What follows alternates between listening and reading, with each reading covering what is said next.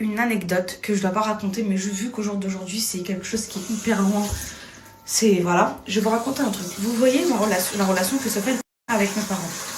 Ça n'a pas toujours été le cas. Sofiane, quand il est venu, quand il a rencontré mon père, il avait 17 ans. Mon père, le jour de la repas, donc mon beau-père, Allah est venu me retourner. Mon père parlait avec mon beau-père en ignorant totalement Sofiane. Je vais vous expliquer après pourquoi. C'est-à-dire que Sofiane n'avait pas le droit de parler, il n'avait pas le droit de dire ce qu'il faisait dans la vie, il n'avait pas le droit de dire pourquoi il m'avait choisi, où est-ce qu'on s'était rencontrés.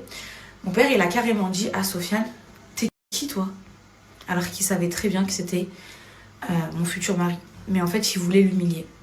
Pourquoi? Parce que mon père et moi, on a une relation assez spéciale. Il faut savoir que je porte le nom de ma grand-mère maternelle et de ma grand-mère paternelle.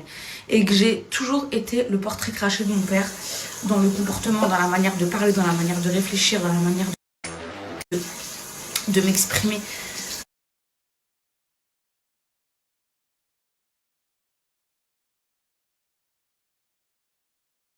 On est exactement les mêmes. Mon père, vous savez que mon père et moi, peut-être que ça ne soit pas, mais on se dispute. Et quand on se dispute, je le regarde avec le respect et je lui dis, tu vois ta tête, c'est un mur. Et bah la mienne, c'est un mur. Et bah qu'est-ce qu'on fait? Viens, on fonce tous les deux dans le mur. Parce qu'on est pareil.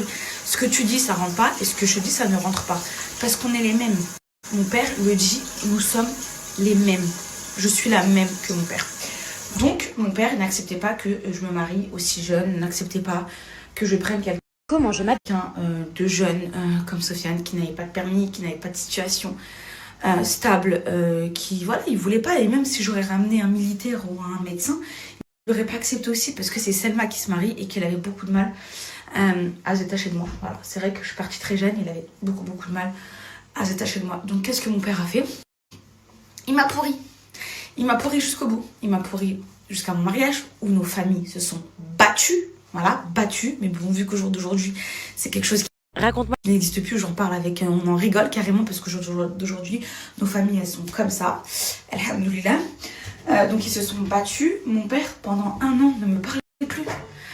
Toute ma grossesse d'Alia, mon père ne me parlait pas. Et toute ma grossesse d'Alia, mon père ne parlait pas à Sofiane.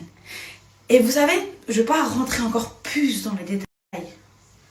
Malgré que je me suis mariée religieusement, légalement, j'ai fait les choses dans les règles. J'ai eu ma fille dans le mariage.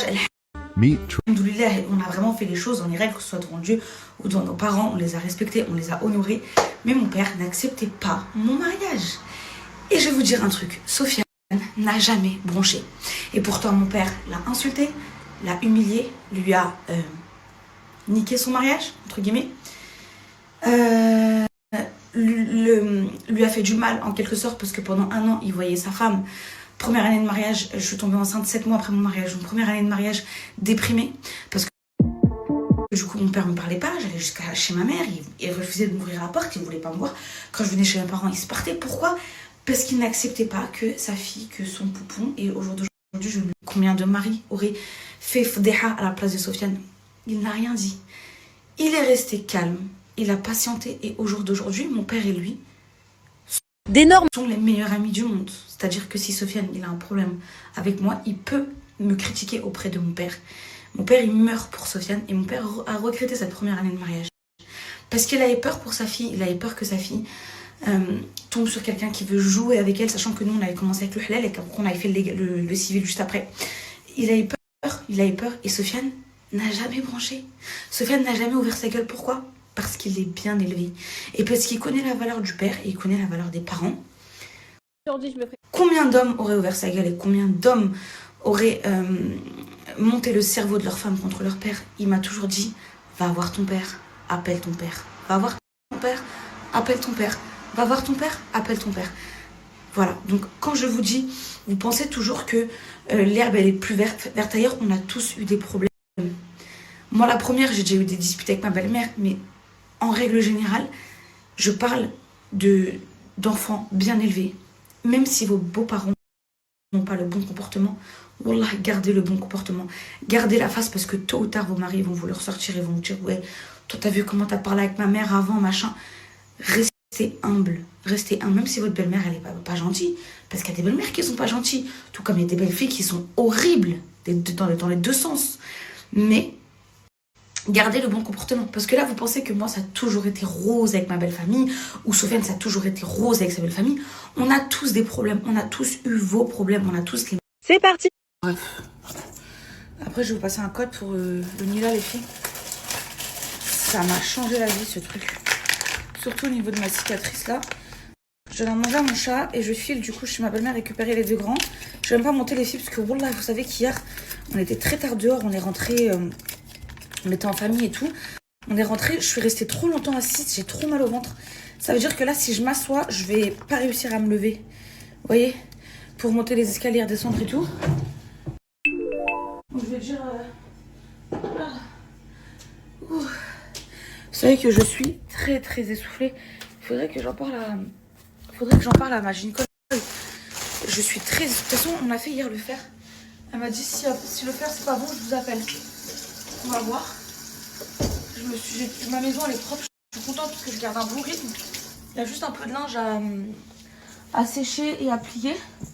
Mais je vais laisser Sofiane le faire. Sofiane il fait plus rien Aujourd'hui. à la maison, donc ça va pas lui faire du mal. Enfin, il fait plus rien. Les grosses tâches, c'est moi qui les fais, pardon. Donc ça va pas lui faire du mal de faire 2-3 petites tâches. Bref, je veux plus qu'on... Voilà, je vous ai juste donné mon avis. Bien évidemment, celles qui me disent oui, ta belle-mère, c'est pas ta mère, mais encore heureux que ma belle-mère, c'est pas ma mère. C'est tout à fait normal. Ma belle-mère, c'est ma belle-mère. Mais ma belle-mère, elle a une place dans mon cœur qui est très spéciale. Et voilà, c'est moi depuis... Après, dans mon cas, moi, depuis que j'ai 16-17 ans, les filles, je la connais, c'est pas... C'est l'ishra, comme on dit chez nous, c'est ma belle-mère, quoi.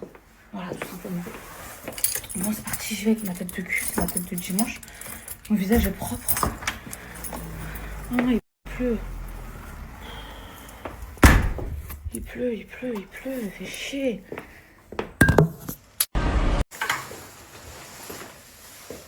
Il a fait à sa capuche, là. Ouais, vas-y.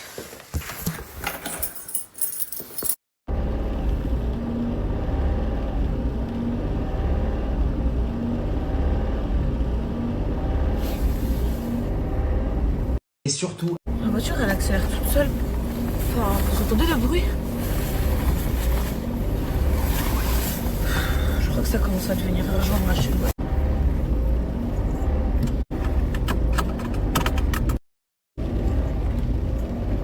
Attends. Ça va pas ou quoi? Rebelle-t-il?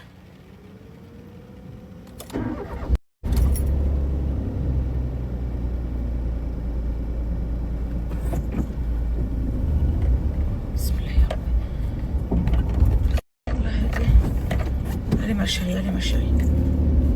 Calme-toi. Habibati, allez. Attaché au temps des fêtes, parle pour lui du ta femme, je lui fais les keufs. Je sors au monde, fidèle d'être.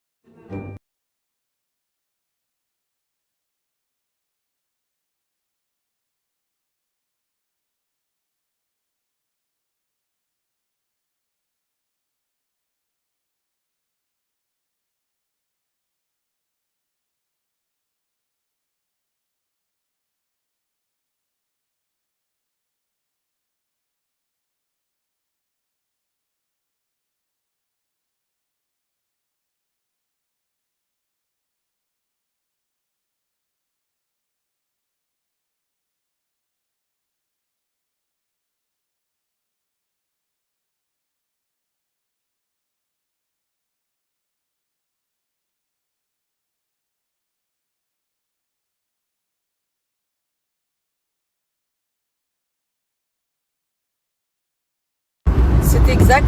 J'étais une enfant très rebelle, très incomprise. J'avais l'impression que tout le monde était contre contre moi. J'avais l'impression d'être la bête noire de mes parents. Et oui, j'étais très compliquée. Mais quoi qu'il arrive, malgré mon adolescence terrible, je me suis mariée dans les règles de l'art, devant Dieu. J'ai fait un grand mariage. Je me suis mariée civilement. Alhamdoulilah, j'ai fait les choses dans les règles de l'art. Je me sentais persécutée, tout le temps persécutée, et c'est peut-être dû aussi à mon enfance, aux problèmes de famille et tout. Mais oui, j'ai vraiment aucune honte à en parler. Après, bon, j'étais pas perpétuellement en fugue. Hein. J'ai fugué une fois dans ma vie, et c'est là que j'ai rencontré Sfan. Et quand je vous dis j'ai fugué, c'est que mon père pensait que j'étais chez ma copine. Et le père de ma copine, parce que avec ma copine on faisait tout le temps ça, pensait qu'elle était chez moi. Donc c'est ça que j'appelle une fugue. Hein. C'est pas Zama en gros, plus de nouvelles, les parents ils appellent la police et tout. Hein. C'est juste que les deux parents pensaient qu'on était chez l'une et l'autre alors qu'on était juste le barra en fait, tout simplement.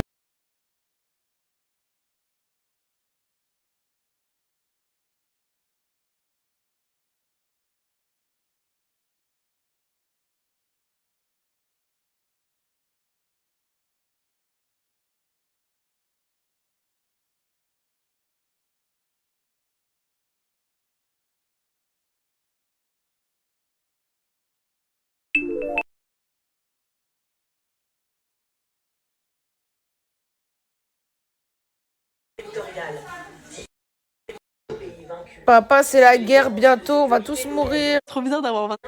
Regardez comment il a faim. sur parole. Un plan de paix plus russe qu'américain Ils vont- par les Russes. Le chef de la diplomatie. Maman, chez elle, on dirait une mosquée.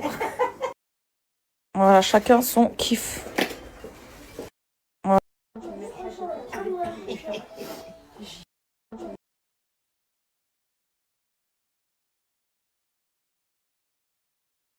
Délicie.